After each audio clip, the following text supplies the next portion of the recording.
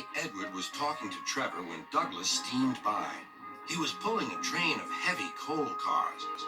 Come on, Edward. Stop gossiping in the sun when there's work to be done. Later, Edward spoke to Douglas.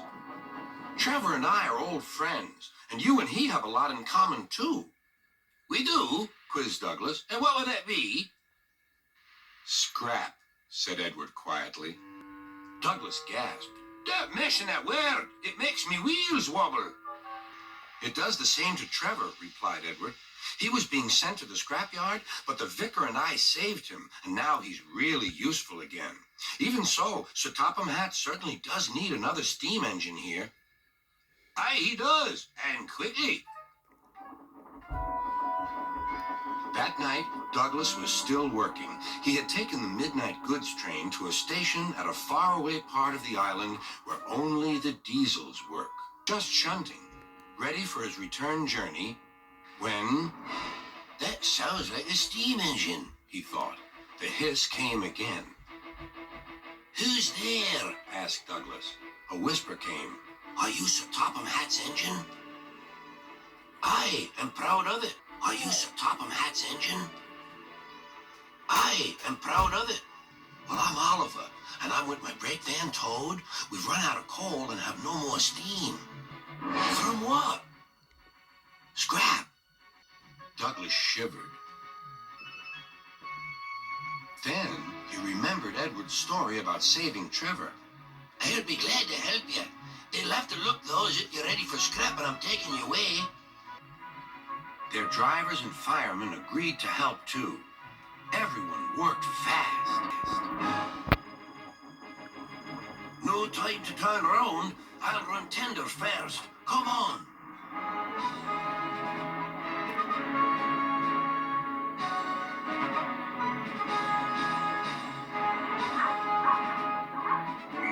But before they could clear the station, they were stopped.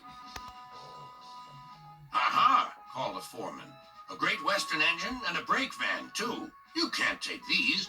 Aye, but they're all for us, said Douglas's driver. See for yourself. The foreman looked all over Oliver. Seems in order. Right away, guard. That was a near thing.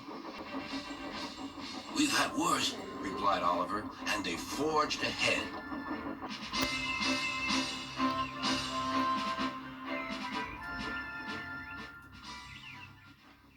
It was daylight when their journey ended. We're home, cried Douglas. Shh, said his driver. There are the works. We'll find a place for Oliver. Oliver said goodbye and thank you, and Douglas puffed away. The next day, Douglas told the other engines all about Oliver. Sir Topham Hatt will have to know, said James. Douglas should tell him at once, added Gordon. Well, here he is, said a voice. Now, what's this all about? Beg pardon, sir, but we do need another engine. Yes, sir, ventured Gordon. A steam engine, sir.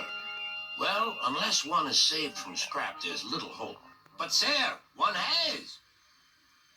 Yes, indeed. And thanks to you, Douglas, he is now at our works. Oliver is just what we need for Duck's branch line. Everyone cheered. Now, Oliver and Toad are mended and painted in full Great Western colors. Duck and Oliver are happy on their branch line. The others laughed at first and called it the Little Western.